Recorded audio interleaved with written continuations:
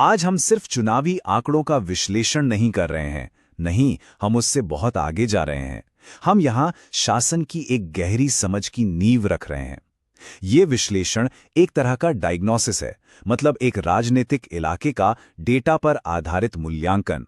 और ये खत्म होता है एक ऐसे ब्लूप्रिंट पर जो सिर्फ चुनाव जीतने के लिए नहीं, बल्कि सही मायनों में लोगों की सेवा करने के लिए बनाया गया है। तो बात हो रही है वैशाली नगर की। छत्तीसगढ़ के दुर्ग जिले में ये एक शहरी सामान्य सीट है। इसका मतलब जानते हैं? इसकी कहानी एक आधुनिक उभरते हुए भारत की कहानी है। यहाँ इंडस्ट्री है, व्यापार है और साथ ही वो सारी चुनौतियां भी हैं जो तेजी से बढ़ते शहरों में होती हैं।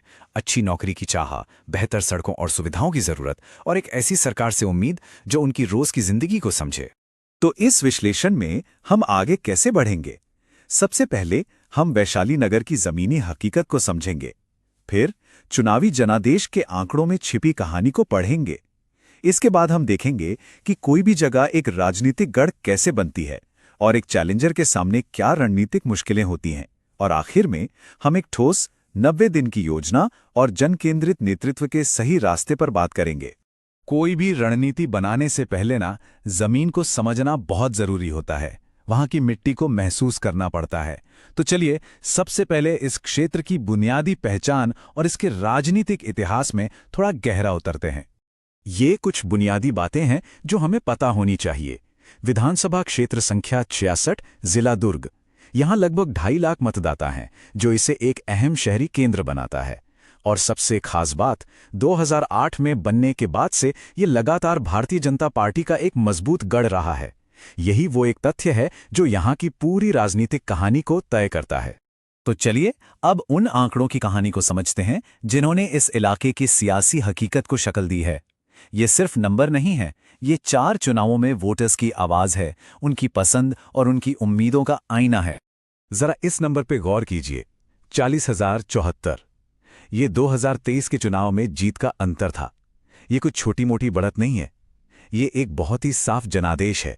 एक ऐसी लहर जो हमें ये सोचने पर मजबूर करती है कि आखिर इसके पीछे चल क्या रहा था।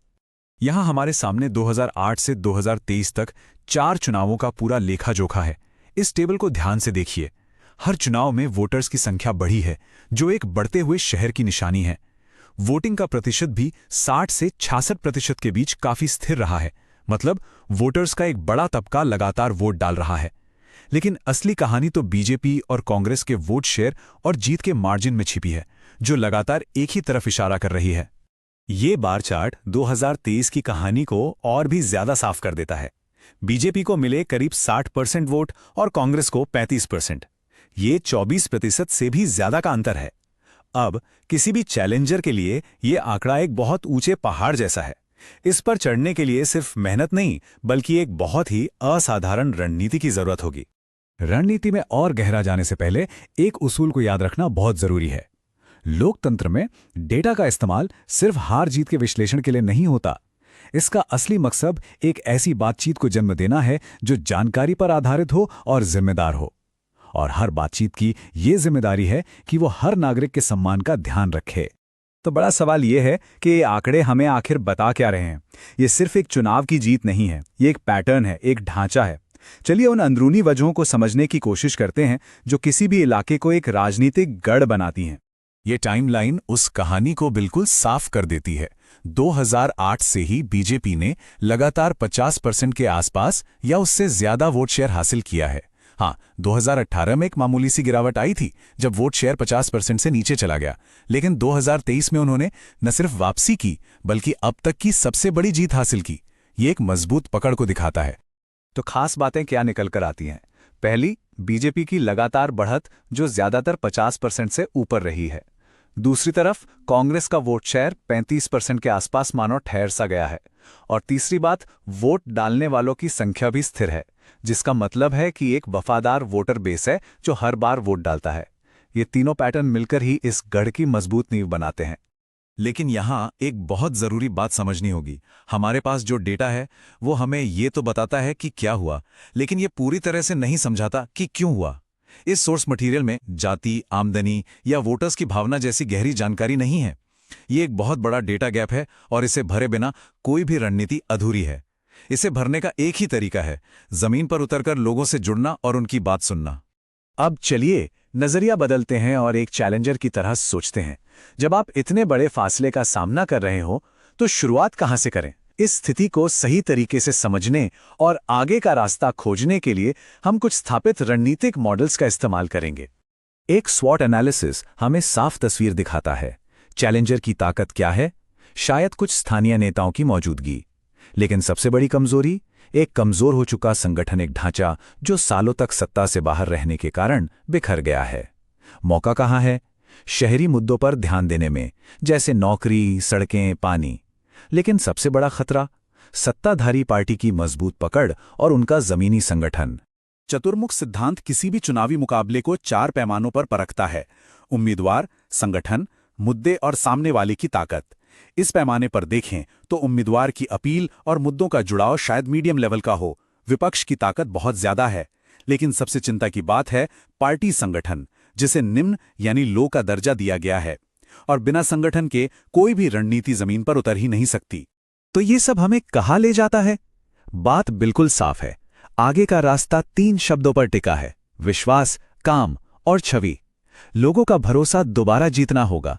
जमीन पर काम करके ये दिखाना होगा कि आप उनकी समस्याएं सुलझा सकते हैं, और एक नई भरोसेमंद सार्वजनिक छवि बनानी होगी। अब हम विश्लेषण से आगे बढ़कर एक ठोस एक्शन प्लान की तरफ चलते हैं। ये सिर्फ चुनाव लड़ने के बारे में नहीं है, ये वोटर्स का विश्वास वापस जीतने और सेवा का एक नया अध्याय शुरू करने के लिए एक टाइम बाउंड स्ट्रैटेजी है। इस योजना पर काम शुरू करने से पहले एक और बुनियादी उसूल अपनाना होगा। जब आप जमीन पर लोगों से मिलते हैं तो आप उनकी चिंताएं, उनकी जरूरतें, मतलब आप उनका डेटा इकट्ठा करते हैं। भारत के डेटा प्राइवेसी कानूनों के तहत ये आपकी नैतिक जिम्मेदारी है कि इस जानकारी को पूरी सावधानी और सम्मान के साथ संभालें। लोगों से मिली हर जानकारी का इस्तेमाल सिर्फ उसी काम के लिए होना चाहिए जिसके लिए उन्होंने सहमति दी है। तो फिर वैशाली नगर के लोगों की सेवा करने का लक्ष्य रखने वाले एक चैलेंजर के लिए आगे का रास्ता क्या है?